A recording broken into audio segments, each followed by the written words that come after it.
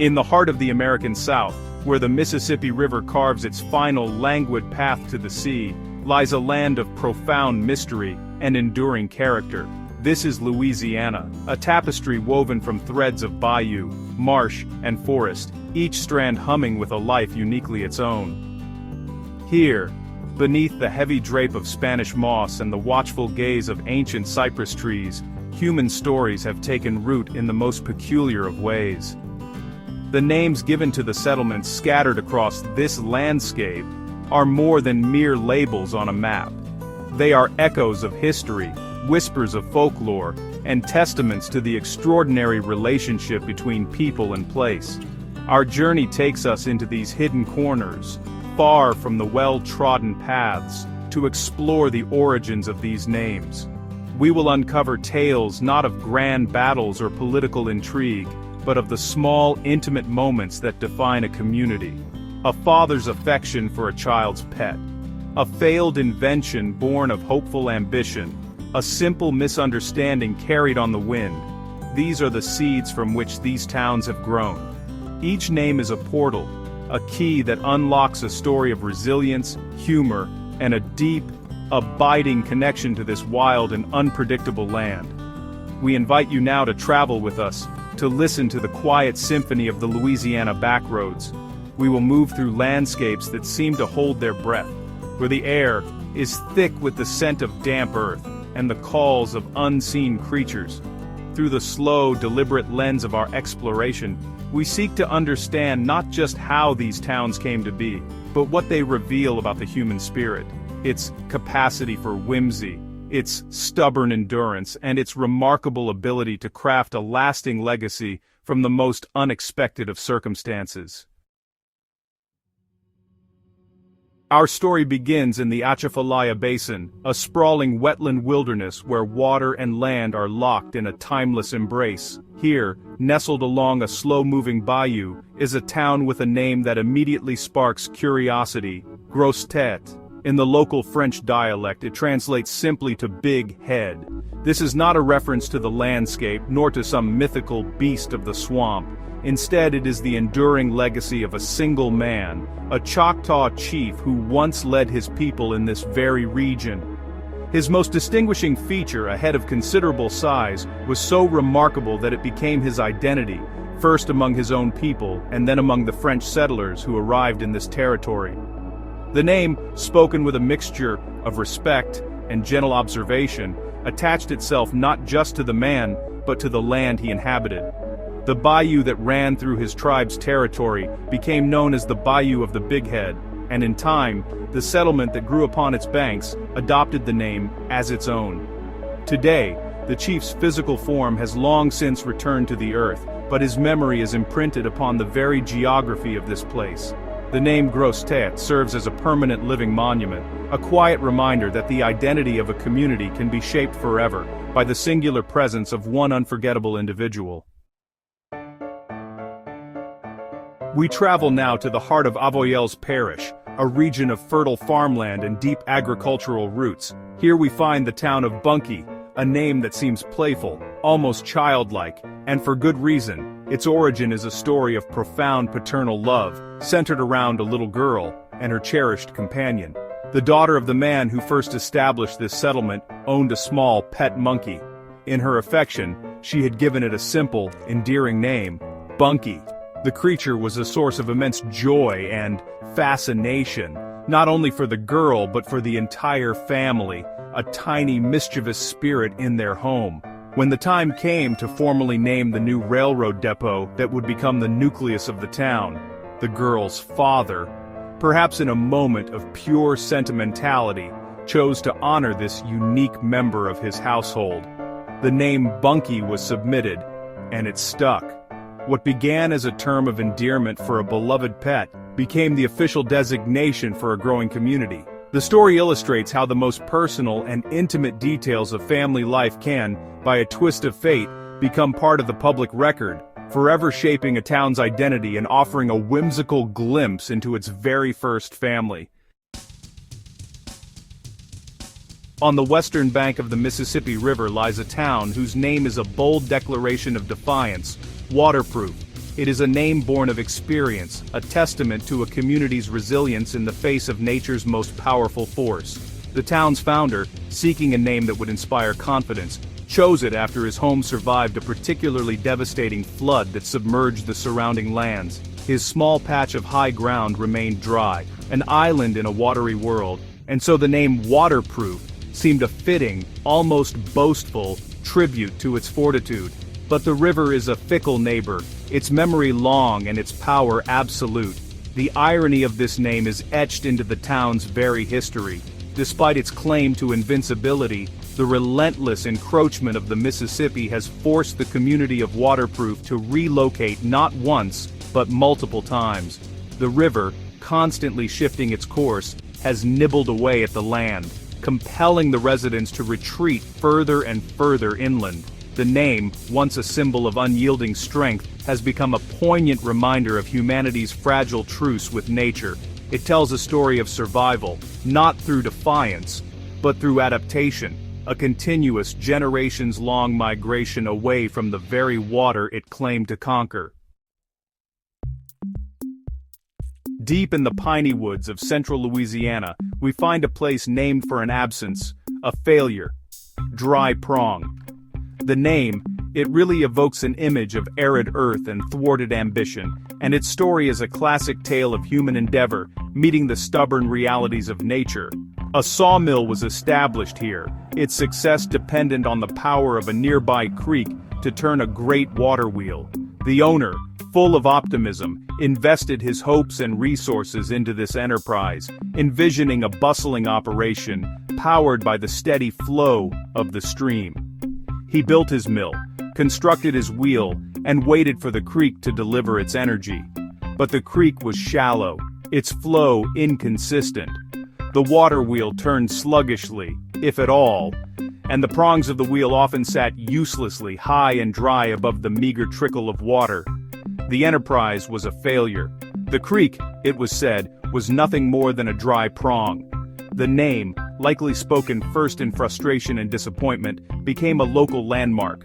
Rather than being forgotten, this monument to a failed dream was adopted as the name for the settlement that eventually grew here.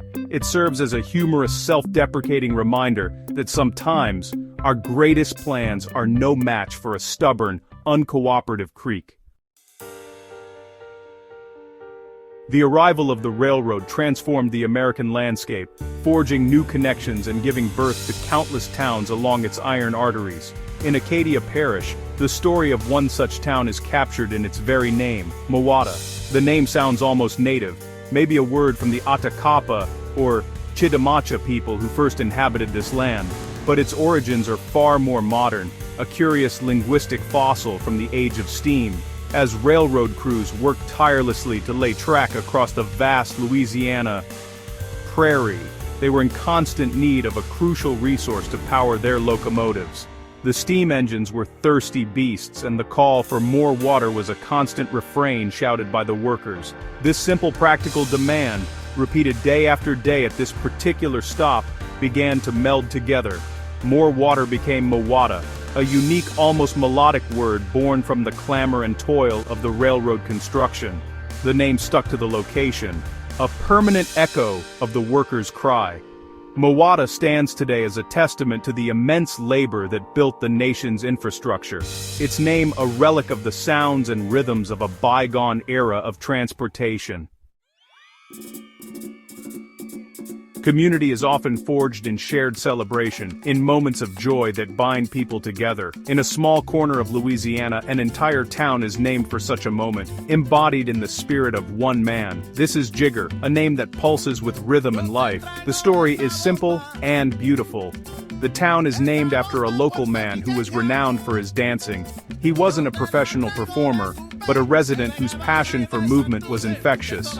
Whenever there was a gathering, a fey dodo, or a simple get-together, he would be there, dancing the jigger with unparalleled energy and skill. His joyful performances became legendary in the area. He was not just a dancer, he was a living symbol of the community's spirit and its love for music and celebration. When the time came for the small postal station to be named, his nickname was the immediate and unanimous choice. The name Jigger immortalized the man, and the joy he brought to his neighbors. The town itself became a tribute to the power of a single individual's spirit to define a place, a reminder that a community's identity can be founded not on industry or geography, but on the simple, profound act of a shared dance. Some names tell a story of what could have been, of grand designs left incomplete. Along the banks of Bayou Lafourche, a vital artery of commerce and culture, lies the town of Cut Off. The name is abrupt, suggestive of separation and incompletion, and it perfectly describes its origin. A plan was devised to create a more direct route for travel and trade by digging a canal, a shortcut that would bypass a long, meandering bend in the bayou. The project began with great enthusiasm, a testament to the community's forward-thinking ambition.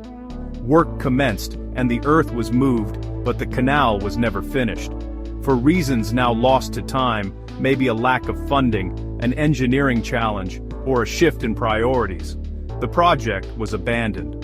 What was left was a cutoff, a ditch that led nowhere, a visible scar on the landscape representing an unrealized dream. This marker of incompletion became the defining feature of the area, and the community that grew around it adopted the name. Cut Off stands as a monument to abandoned plans, a place literally defined by the path not taken, its name a perpetual story of a journey that was started but never finished. Louisiana's landscape is dotted with islands, some large and inhabited, others small, isolated sanctuaries for wildlife. One such place, surrounded by water, carries the playful name of Bunkie Island. The name conjures images of exotic creatures leaping through the cypress trees. A scene more fitting for a tropical jungle than a Louisiana lake. The truth behind the name is a story of local enterprise and unintended consequences. A resident living on the shores of the lake decided to create a small, tourist attraction. He acquired a number of spider monkeys and released them onto the small, contained island. His plan worked, for a time. People would come to see the curious primates, a strange and exotic sight in the heart of Cajun country. But monkeys, as it turns out, are not only agile, but also clever. They soon figured out how to escape their island prison, venturing into the surrounding community, causing mischief and surprising the local residents. While the tourist attraction eventually faded, the name remained, a permanent label for this small piece of land. Bunkie Island is a quirky footnote in local history, a reminder of a whimsical business venture and the chaos that ensued when nature refused to cooperate with the plan.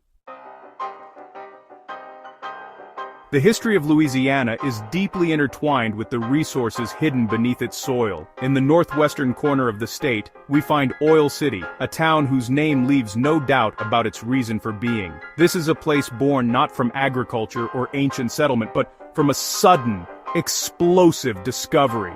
When the first successful oil well in the state erupted from the ground over Caddo Lake, it unleashed a torrent of black gold that would forever change the destiny of this region. A boomtown sprang up almost overnight, a chaotic, energetic collection of derricks, roughnecks, and speculators, all drawn by the promise of immense wealth. The very identity of the town is soaked in oil. The landscape was transformed, with wooden derricks rising like a strange, skeletal forest from the waters of the lake and the surrounding land. The air was thick with the smell of petroleum, and the rhythm of life was dictated by the pumping of the wells. While the initial frenzy of the boom has long since subsided, the legacy remains. Oil City is a living museum of the petroleum industry's early days, a place where the past is not just remembered, but is physically present in the form of antique equipment and a culture shaped by the enduring power of this subterranean treasure. In a state known for its French, Spanish and Creole heritage, the town of Zwolle stands out. Its name, resonates with a distinctly different European accent. There's a hint of the Netherlands right in the piney woods of Sabine Parish. The story of Zwolle is, well, a tale of immigration and cultural fusion. The town was named by a Dutch railroad baron who was instrumental in developing the railway line through this area. As a tribute to his homeland, he named the new depot after a city in the Netherlands, Zwolle. This act, in a way, planted a small seed of Dutch identity in the heart of Louisiana. But you see, the story of Zwolle is more complex than a simple naming. The area was also heavily settled by Spanish and Native American people, creating a unique cultural gumbo. The town became a crossroads where these diverse heritages met and mingled. Today, Zwolle is famous for its tamale fiesta, a vibrant celebration of its Spanish and indigenous roots, yet it carries a Dutch name. This fascinating paradox makes the town a perfect example of Louisiana's layered history, where different cultures coexist, creating a community that is entirely and uniquely its own. The name is a doorway to a story of unexpected connections across continents and cultures. Some names carry with them the weight of myth and legend, transporting us to a world of Gothic fantasy. In the northeast corner of Louisiana, surrounded by cotton fields and cypress swamps, lies a place with perhaps the most unexpected name of all, Transylvania. The name immediately conjures images of Bram Stoker's famous novel, of misty mountains and shadowy castles. The reality, of course, is far less supernatural, yet the story behind the name has its own brand of southern eccentricity. It was named by a plantation owner who, for reasons of his own, had a particular fascination with the region of Transylvania in Romania. He saw a resemblance, however faint, between the dark, swampy forests of his Louisiana home and the foreboding landscapes he had read about. The name was a piece of personal whimsy, a Gothic flourish applied to a patch of Mississippi River Delta. Over time, the community embraced the quirky association. Today, the town's water tower is famously painted to resemble a bat, a playful nod to the vampiric legends its name evokes. Transylvania, Louisiana, is a testament to the power of a name to create its own reality, transforming a simple farming community into a place of intrigue and a destination for curious travelers. The oldest names on this land are often those left by its first inhabitants, words that describe the natural world with an intimacy we have largely forgotten. The town of Tickfaw, nestled among the pines east of the Mississippi, carries such a name. Tickfaw is a word of indigenous origin, believed to mean pine rest or place of pines. It is a name that is not about an event or a person, but about the very essence of the landscape itself. It speaks of a time when the land was defined by its immense, unbroken forests of longleaf pine. To speak the name is to echo the observations of the Acolapissa, or the Choctaw people who lived and hunted here for generations. They saw this place as a sanctuary, a place of rest among the towering trees. The name captures the sound of the wind moving through the pine needles, the peacefulness of the forest floor. Although much of the virgin forest is now gone, replaced by farms and modern development, the name Tickfaw endures. It is, you might say, a linguistic fossil, preserving a vision of the land as it once was, a quiet and beautiful description of a world dominated by the presence of the pines. Names can be deceiving. Some sound violent or grim, suggesting a dark and bloody past, when the truth is far more mundane. Such is the case with the town of Slaughter. The name conjures images of battle or butchery, a place stained by a gruesome event. It seems a stark and brutal designation for a quiet community in East Feliciana Parish. But the history behind the name has nothing to do with violence. The town was, in fact, named for a family. The Slaughters were early and prominent residents of the area, and the community simply became known by their surname. It is a common story in the rural South, where towns were often named for the family that owned the local store, the mill, or the largest tract of land. The dramatic-sounding name is merely a coincidence of language, a surname that happens to carry a more menacing meaning as a common noun. The story of slaughter is a valuable lesson in looking beyond the surface, a reminder that our first impressions guided by the sound of a word can be profoundly misleading. The town's true origin is not one of conflict, but of community and family heritage. What's in a name? Sometimes, it is a promise. We travel to St. Charles Parish, to a town that offers the most alluring of invitations, Paradis. The French word for paradise. It is a name that sets a high expectation, suggesting a place of unparalleled beauty, peace, and abundance.